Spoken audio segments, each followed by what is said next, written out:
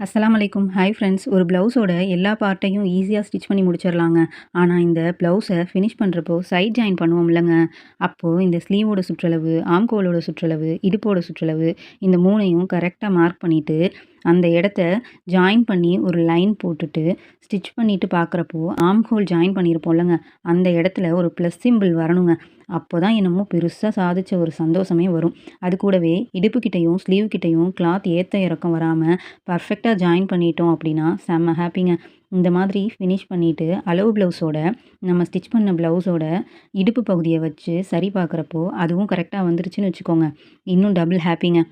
அதுக்கப்புறம் அளவு ப்ளவுஸை இந்த மாதிரி மடிச்சு போட்டு, நம்ம ஸ்டிச் பண்ண ப்ளவுஸையும் அது மேல இப்படி மடிச்சு போட்டு, எல்லா அளவுகளையும் சரி பார்க்குறப்போ, எல்லா அளவுகளும் சரியா தான் இருக்குன்னு நமக்கு தெரிஞ்சிருச்சுன்னு வைங்க. அப்போ வந்து கஸ்டமர் எந்த குறையும் சொல்ல மாட்டாங்கன்னு நமக்கே நல்லாவே கான்ஃபிடென்ட்டா தெரிஞ்சிருங்க. அதே மாதிரியே அந்த ப்ளவுஸ வாங்கி போட்டு பார்த்து, கஸ்டமர் "சூப்பரா இருக்குப்பா ப்ளவுஸ் செம்மையா இருக்கு, கரெக்ட்டா இருக்கு அளவுகள்லாம்" சொல்றப்போ ஒரு பெரிய திருப்தியே கிடைக்குங்க.